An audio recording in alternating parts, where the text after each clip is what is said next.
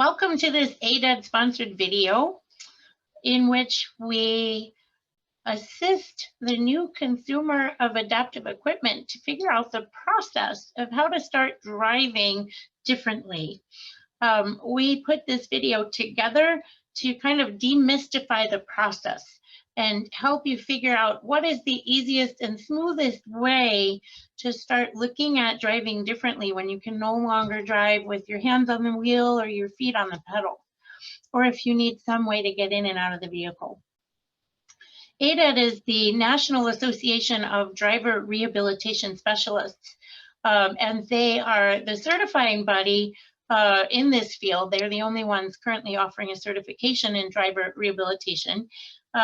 Their job is educational, to teach people how to assess drivers and also how to work with clients in this field in the best way possible. They have a code of ethics, and they also have best practices. So that is all to protect the consumer. And if you work with an ADED professional, you are getting a higher quality service, someone who's been well trained and is ethically providing services. So I think that's important to say. My name is Beth Rowland. I'm an occupational therapist and also a certified driving rehabilitation specialist, or CDRS, a member of ADED.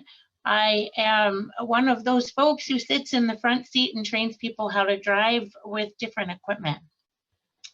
So I have also been a member of the board of directors for ADED. I am just finishing up a term as president of that organization. I'm also on several committees. In my real life, I do some driving evaluations. I also work with folks who have concussions and head injuries and other neurological diagnosis in the clinic. So a wide variety of experience in the field. With me today, I have two experts in different parts of this field of driving rehab. One is Dan Bussani, and Dan is the CEO and co-owner of Bussani Mobility, which is a mobility equipment dealer. So his piece of the pie here is to help folks actually get the equipment that they've been trained to use into their vehicle. And so he provides that service for consumers. Dan is also great active in NAMIDA, which is the National Association of Manufacturers and Mobility Equipment Dealers of driving equipment. He is also on numerous dealer advisory boards and is currently active in the Adaptive Driving Alliance, whose goal is to make this whole process of learning to drive with adaptive equipment better for consumers. So Dan's been really active all along in trying to make this the best process possible for folks who are starting out on a journey which may feel a little scary, may feel, just a little overwhelming. Also with me today is Dr. Reggie Matthew. Dr. Matthew is a clinical psychotherapist, also a professor of mental health and education at New York University. She is an accessibility advocate, a freelance journalist, and also an expressive arts advocate. And she was asked to be on this panel to represent the consumer side of this process. So what we would like to talk about first is how you actually get started. So you may be someone who's realized that you can no longer safely drive with your feet, for instance, or maybe you've had some sort of illness or injury that makes it difficult to steer, or both, right? And you've realized that somehow you're going to need to change the way you drive in order to maintain safety and independence, right? So we'd like to demystify that process for you. And one of the things I'd like to start with is asking Reggie what her experience was when she first started out. So Reggie, could you tell me a little bit about how you even got started and knew that there was adaptive equipment for driving? Well, thank you, Beth. It's an honor to be here today to really participate in advocacy towards driver rehabilitation. I have a neuromuscular disability, and I used to be able to walk independently. And then my first transition in my progressive condition is I had to transition to AFOs and forearm crutches. And when I made that transition, I couldn't any longer drive with my legs. So that's when my physiatrist and rehabilitation doctor talked to me about the world of driver rehabilitation and referred me to you, actually, to Kessler Rehabilitation for an evaluation. So Nice. what I say is I didn't know anything about this world. It was completely Right. so You're fortunate, Reggie, in that your doctor did know about it. And I think that's an important point to make, that many of our clients have doctors who have no idea this world exists either.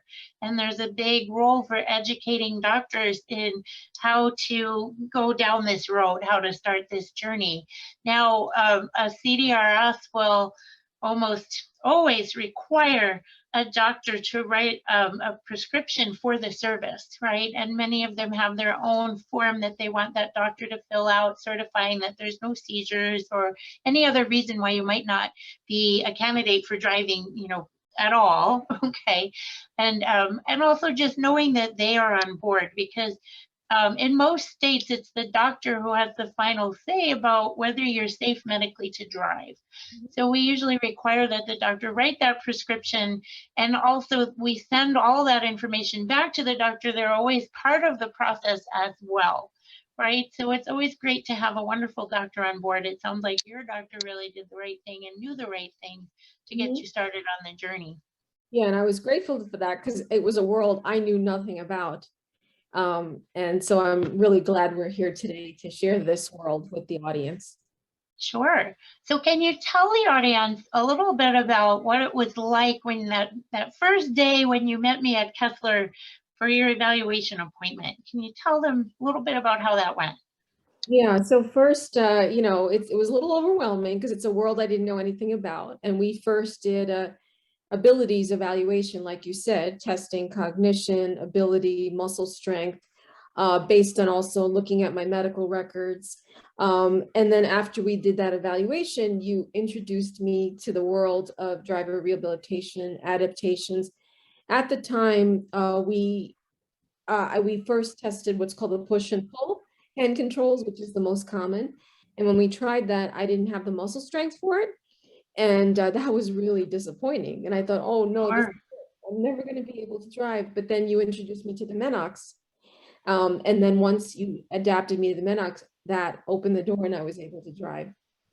Great. So I think that's a really important point also. And I think there are a lot of folks who are tempted to just buy equipment on the internet and have a buddy who works in an auto shop put it in their car. And this is a great reason why that's not the way it should be done, right? There are a lot of different kinds of hand controls. So even if you know that you need a hand control, which not everyone does, you may not know the one that's going to be the best one for you. And that's why it's really important to spend that time in the office, you know, with a consumer, to see not just where are they struggling, but what are their strengths and how can we use their strengths in order to find the best equipment and the best way to drive, right? Absolutely. So that's say having, you know, working with a center like Busani and an occupational therapist like you is critical because you both have diagnosis training and absolutely. diagnosis training behind your work, and that's absolutely critical. It is absolutely critical. And so, yeah, so those pieces are all crucial to the process. And so in the best world for driving rehab, it does start in the office with a CDRS, looking at all those skills, and then in the vehicle with equipment. And it's a matter of trial and error, right? If we try something and it works the first time, that's terrific, but that doesn't always work that way. And, you know, there's so much available that people don't realize. So, you know, we have people who have difficulty turning the wheel because there's too much resistance. Well, we can actually decrease the resistance on the wheel, but it's also very important for the evaluator to know what kind of car you drive. Because if you're driving a, you know, an old Buick Century, that steering is going to be a whole lot looser than if you're driving a brand new sport BMW, right? With that German engineered, really stiff steering. So it's important to know all of that and to be aware of, you know, not just how you're doing, but what you hope to be driving and what your driving looks like, right? So I knew when I worked with you, Reggie, that you were a working woman, right? You needed to get places. You had things to do, people to see. You were driving every day. That was part of your work. right? But sometimes we work with people who are not working and maybe they drive very little. Maybe they drive to the hairdresser and the supermarket and to church on Sunday, right? And that's a very different driver. And so it's important to take into account, what does your driving look like? Because you're going to need a lot more endurance to drive, say, into New York City or something like that than you maybe would to just go a few miles down the street to the supermarket. All of that comes into play. So we need to know what your strength is, what your endurance is, and how that looks over the long term. And were you happy with that equipment once it was put in your car? Did you have a good experience with it? Yeah, First time? again, I had no concept of a minox. See, I don't have shoulder function, so that I was able to drive with my bicep and tricep. So that was just incredible. And that's why it's important to work with professionals, because they are educated on the range of options. They know how to adapt it to your level of ability. And you also want to work with with a center like Busani, who has the experience in knowing how to install it skillfully and responsibly. So can you tell us a little bit about that first time when you had the minox put into your car? What was that experience like the first time? Was that fairly straightforward for you, or did you have some bumps in the road? That actually was pretty straightforward. The only thing I needed to adapt and play with was the tension of the minox, and make it a little bit more fluid, so it would take less muscle strength to push and pull the steering. Because again, even though I drive with my bicep and tricep, my arm strength is still limited. Absolutely. Yeah. So again, like most people, with a wide range of abilities, some muscles work, some muscles don't work. So that's why this nuanced assessment and application is really important. Oh, it's huge. Well, I think that it's also something people will want to know, that a really good quality mobility equipment dealer will not put any equipment into your vehicle until you've been trained with it. And the driving specialist signs off that you've shown that you were safe with it. And then what happens is the driving specialist will sign off on it and write exactly what equipment they used that you proved you were safe with on the road. And then the consumer takes that to the mobility equipment dealer, who then puts that equipment in the car and does any tweaks that might need to be made, to your car. And Dan, this is where I'm going to pull you in for a little bit. I know that there's different cars that have different setups, right? And sometimes you really have to tweak that, right? In somebody's car. Yeah, absolutely. One thing that you were talking about with the evaluation, with that script that we get, we liken it to the doctor writes the script, and then we're the pharmacy. We're going to fill that script. And the one thing is, everybody's different. You could have the same evaluation report, same prescription, but yet it's a little bit different for you than it is for somebody else with the same general disability. So we pay particular attention to the individual's strengths and weaknesses. Beth, you hit the nail on the head. We can do things. We can reduce the resistance, or we can reduce the resistance of that steering wheel. We've gone so far as to put just counterweights on a wheel to make it a little easier for the thing to drive straight, so it doesn't fatigue somebody. But again, somebody with Reggie's diagnosis, with the same diagnosis as Reggie, might have a different feel, different opinion, and a different requirement. So, yeah. But Dan, I know part of your job also would be to take that prescription, and the prescription isn't going to specify a brand or a make of hand control. It's going to say what type of steering it was, right? Or what type of gas brake it was, rather. And then there are some vehicles that certain hand controls won't fit right in, right? Maybe there's not enough space between the steering wheel and the door, or whatever. So you guys can actually tweak that, or even manufacture something to make it fit. We've done that a lot. We have the welding machines in the back, and the guys we'll start cutting things up. It's all fitting. It's all fitting at that point. The stuff comes in a box, and we assemble it, and we get it mounted in the vehicle. And then we have to have every consumer come in and get a good feel for where it's going to fit. Sometimes, like you said, depending on the vehicle, the hand control may not fit properly. We have to modify. We've gone so far as to gotten permission. We had gotten permission from the hand control manufacturers to modify brackets a certain way. So we take it way beyond just cutting and welding. We do it with permission. We want to make sure that what we're doing isn't going to compromise the manufactured part, and make sure that Exactly. you're not going to use something that's going to fail down the road. Well, And go ahead. I want to add, Beth, is that's why I want to tell the audience it's so critical to work with a certified center like Busani, because I was amazed at their level of diagnosis training. I mean, they had all the technical skills, but they really understood disability and exertion and energy conservation. Absolutely. I can't tell you what a relief that was, that they had those hard-earned hours of trial and error in working in adapting hundreds of vehicles. Well, and education as well, right? So I know Dan's dealership is part of the QAP program at Nemita, which is the quality assurance program. And there are certain things that are required for mobility equipment dealers to get that designation. And it would be a really wise thing for a consumer to look for, because these are the guys that know their stuff. Yeah, well, we spent a lot of time and a lot of money getting our company trained, getting our staff trained. And the certificate on the wall is half the battle. It's the experience, it's that tribal knowledge stuff that we know that we have going on here, that history, the experience that we've gained over the decades of doing this. Again, the certificate is a very important part of it, but it's the meetings that we've had with people like Reggie, and the hundreds of people, of the thousands of people like we met with Reggie, to do just like you do, Beth, just the way you do it. Just the way you do it. We have to spend the time, learn it. We've made some mistakes, and we've taken, we've taken the time to overcome those things and make sure everybody is safe. Yep. Exactly. Yeah.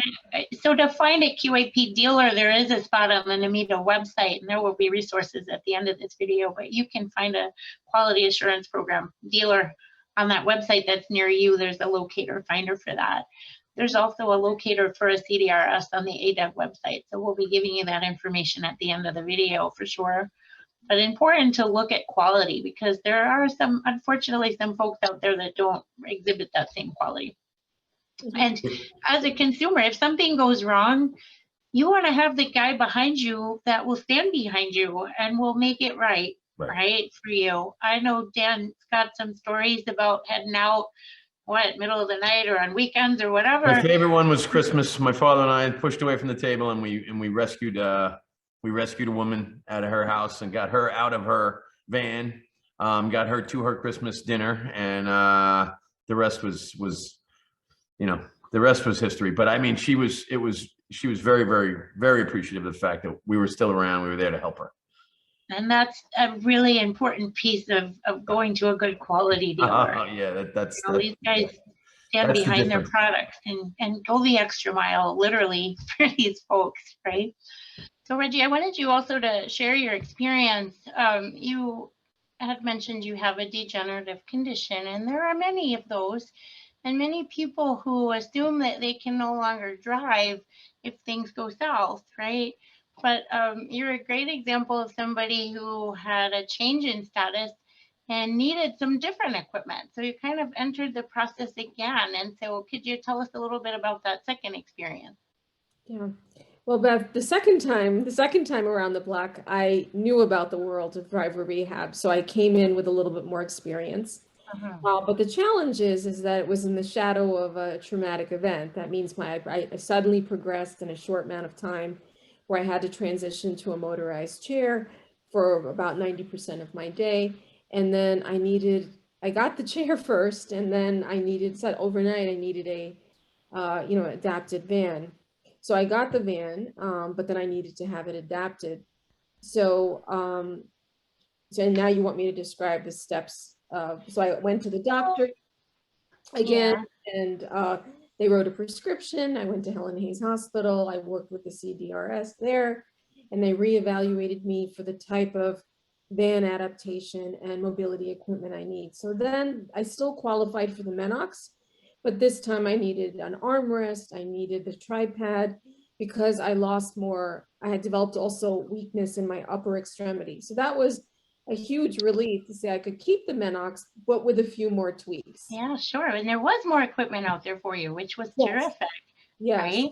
And I Exactly. think that we can back up a second and talk to people who are in power chairs. The issue with a power chair is going to be trying to get it into a vehicle, right? So even if you can transfer into a driver's seat, you still have to have a way to take that power chair with you, right? So, and if you can't transfer, and there are folks who are actually driving from power chairs, and that's a possibility also, but then you need a particular type of vehicle. You're going to need a van that's got a lowered floor, you know, Yeah. and that's a possibility also. So there's just a lot of equipment out there to get people into the vehicle, right, to set them up in a position to drive and all of that. So again, you need somebody who understands that and can find the right equipment for you. Are you driving from your power chair or are you transferring? I'm transferring. So can you tell us what that looks like for you? How does that work for you? You know, I do, you know, I'm 90% in the chair and 10% still able to ambulate independently. Sure. So I drive the chair into the vehicle and then I transfer from the chair into the driver's seat. So that driver's seat swivels, doesn't it? No, not right now. I'm able to get Oh, into you're the able to driver's seat. actually get into it. Okay. Yeah, but in the driver's seat, I have the armrest, the minox, and a tripod, which is new. Those are the two new additions in addition to the minox. I see what you're saying. So yes, I was assuming that you were transferring by having the driver's seat swivel backwards and then getting onto the seat and having it Yeah. swivel forward again. That Lots may of folks be drive that something- way. That may be something I need down the road, but that Yes. is not something I need right now. And that's something you told me when we first worked together, when I did the basic minox. You said, Reggie, if things change, there's this option, option B, option C, option D. Right, right, So right. that's the one thing I would say, which is really, having gone through it twice, there are more options than you know, and there's a range of options. Yeah. And I would say that we always prefer for a driver to be in the actual seat of the vehicle if we can, right? So if you can drive in that driver's seat that came with your vehicle, that's the best scenario for, you know, a number of reasons. So if we can do that, we try to do that. But then there are folks who just can't. They can't get in and out of their power chairs. And for them, there are also options, right? So then you start talking about tying down that chair in a safe way and having a passive seatbelt system and all of that. But again, it's available for people who need it. It is. So, And I mean, the technology, even in the time I've engaged with this world, is amazing. It's so advanced of how the world of adaptations, modifications, it's really incredible.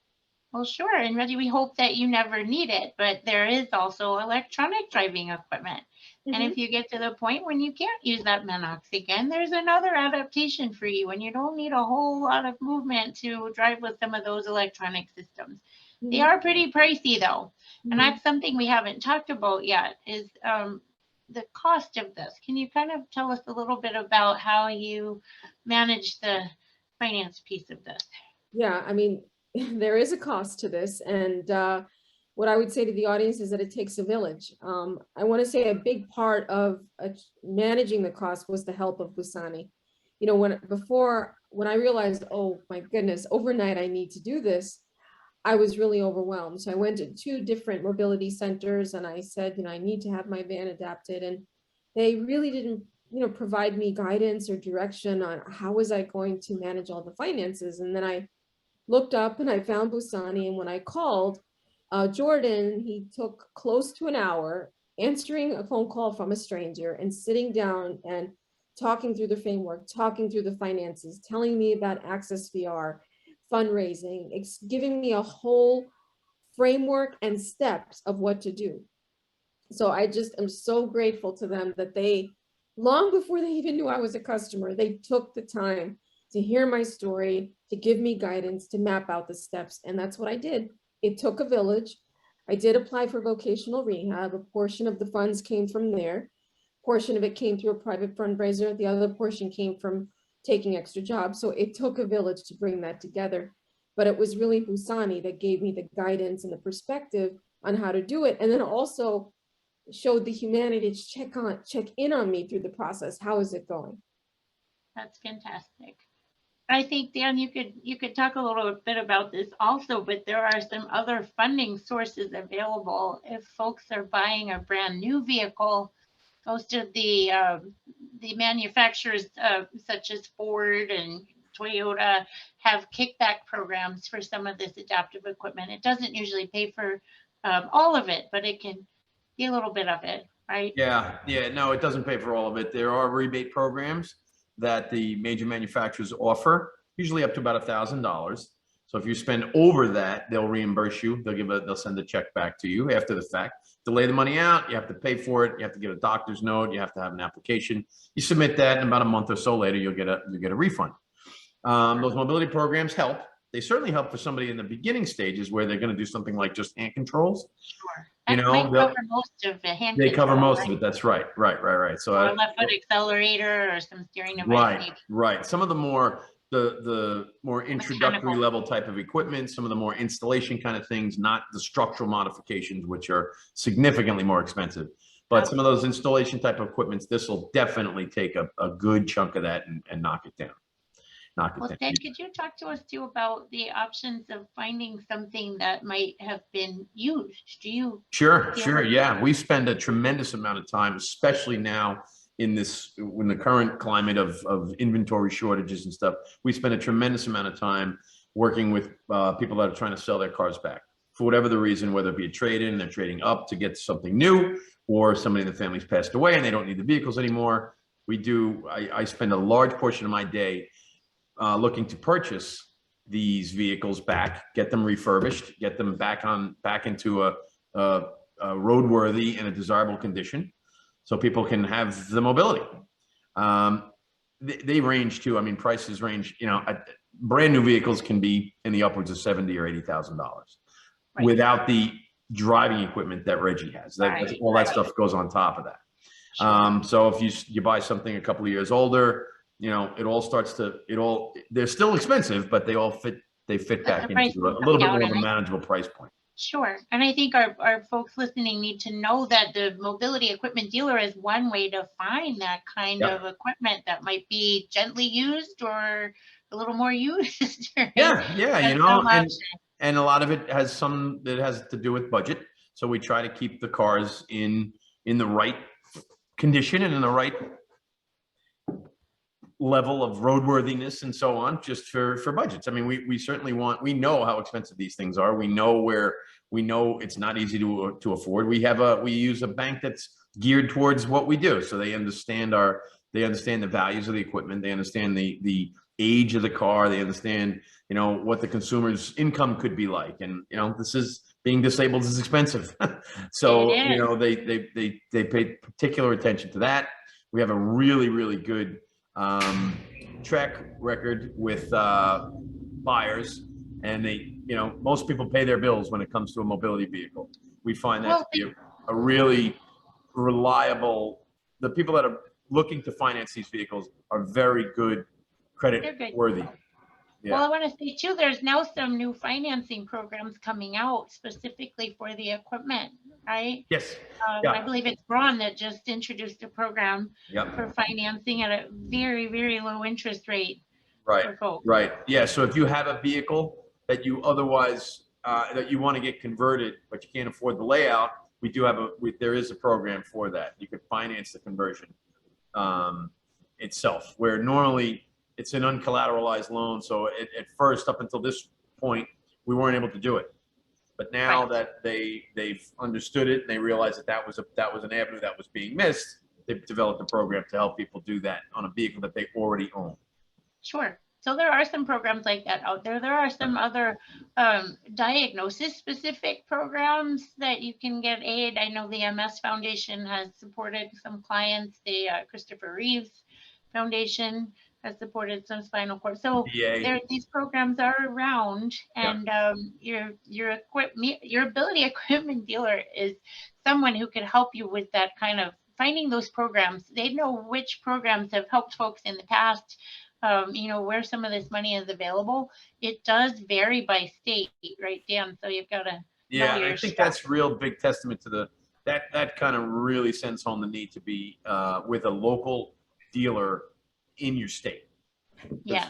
Generally, most states have a vocational program, but they all work differently, and they have different caps and different processes. You really need to learn it with the help of a local dealer. Absolutely. Absolutely. Your CDRS will know some of that information as well in terms of paying for that piece of it.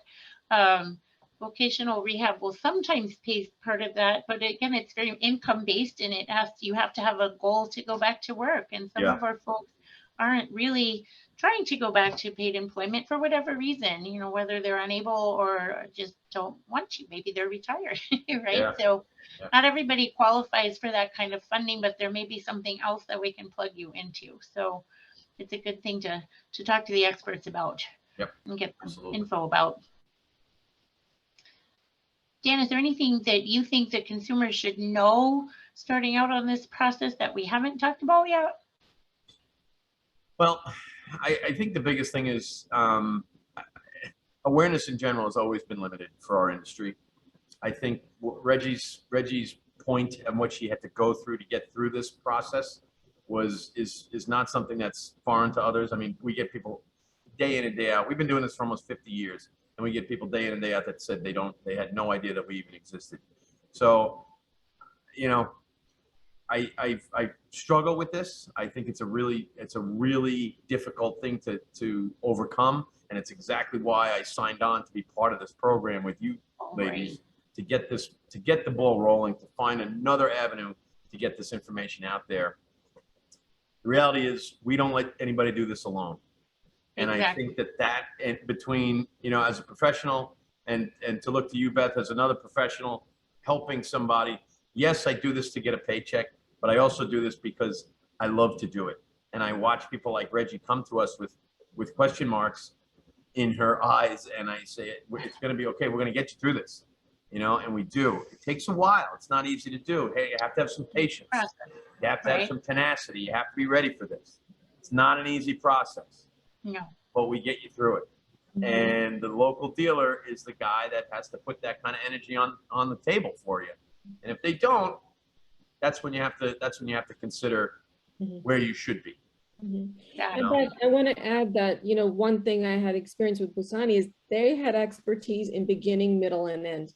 In the beginning, they gave me the advocacy coaching and financial coaching. Through the process, you know, they were supportive. And then once the van came in, they brought me back 5 times, back and forth, to make sure to tweak the hand controls, to change the angle, to, you know, shift the chair. I mean, the level of diagnosis training they had and the patience and the humanity, I just can't say enough about their work ethic and also their exceptional commitment to best practices. Because, you know, even for someone like me, it took a few times to come back and forth to the shop to test it and to try it, to really get it to a way that's safe and I can have my independence.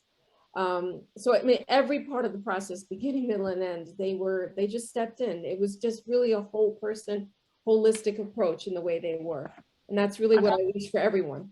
So important, Reggie. It's so important. And I think somebody like Dan and his company are going to spend that extra time to move something a quarter inch this way and a quarter inch that way to make sure that it's absolutely right for you. So it's important to work with a really good quality dealer. You know, it's funny, if we didn't do that, we wouldn't be doing our jobs properly. So I just look at it that way. I mean, it costs more to move something a quarter of an inch. It really does. But it also, it costs a whole lot more to do it wrong, as far as I'm concerned. So we spend the time necessary. The pickup and delivery, yeah, you know what? We get to know you a little bit better that way too. We spend a little bit more time with you and see what works. Yeah, it's definitely part of the job. Definitely part of the job. Well, and I think that it wouldn't be too much of a stretch to say that those of us who are in this field because it's a passion. We are so passionate about getting people on the road, keeping people on the road safely who have had some sort of illness or injury that makes it tough. So that was why we wanted to put this video together. We want people to be able to understand the process and to not be intimidated by it, to know, you know, how it works best, to know how to find the right people, and how to go through the process in the best, most dignified way. So if you are listening to this video and it works for you, that's fantastic. If it's not something you need, we ask that maybe you pass it along to someone you know that it could be helpful for. The more we get the word out, the better for everyone. So to wrap this up, I'd like to ask each of you if you have some parting thoughts. What is the last final word that you want to tell these folks who are starting out their journey with driving rehab? Let's start with Reggie. Thank you, Beth. Again, it was an honor to be part of this project because I really want to support and advance the field of driver rehabilitation. What I would say is that it takes a collaborative village, and it is absolutely worth finding and seeking out the experts who have the hard-earned diagnosis training that Busani has and that you have, Beth. I mean, that kind of training is invaluable because, as Daniel said, each person's diagnosis is unique to them in terms of their range and their ability. So the key is that find the experts who have the training, who put the time in with people with disabilities, and that it is a process. And you do need support through the process because it is a little overwhelming. So the support that I got from Busani and also from you is invaluable. It helped me. I would say that would be the secret to my resilience. I had a good team behind me that guided me, encouraged me, checked in with me, and gave me support. And that's how I was able to be resilient. And that's an important definition to me for resilience. Resilience is not individual. Resilience is people stepping in for each other. And that's how I was able to be resilient, getting the opportunity to work with highly dedicated professionals who were committed to the field. So thank you to you both. Thanks, Reggie. Dan, what do you have to say for final thoughts?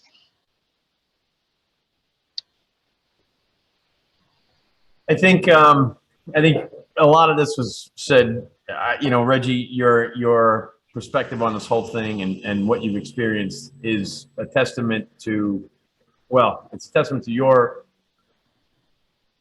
tenacity and your hard work and getting through this. A lot of people can't make it through, but I'm pleased to be part of your story, and I think that's exactly what I get out of bed for.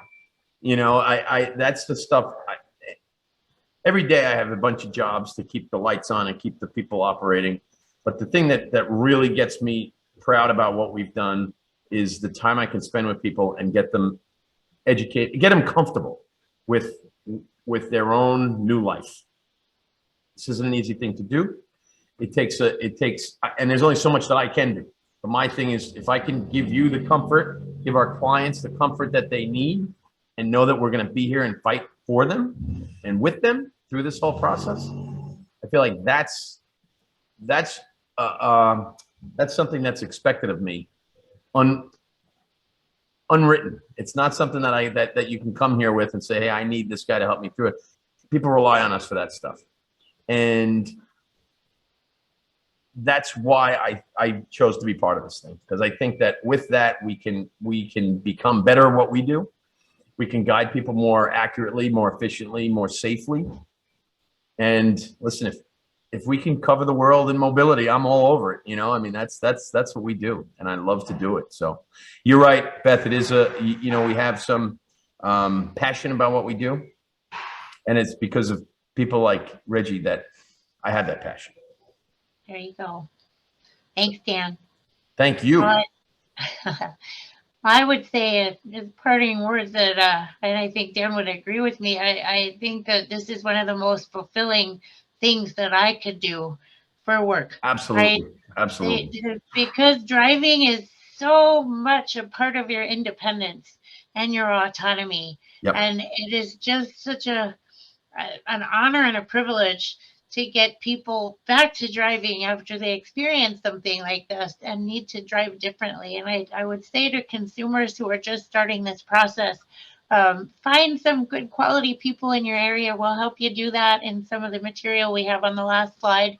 Find a good person and you'd be surprised at what's out there and what you can do. Don't assume that you can't drive because you've got some sort of disability, because there's so much equipment out there, and chances are that we can get you back on that road and get you your independence back. So absolutely. Yep. So Thank you to the panel today. I really appreciate you being here and getting this information out to people. And hopefully this is helpful to all and will be a good start for you. Thank you, Beth. Happy driving.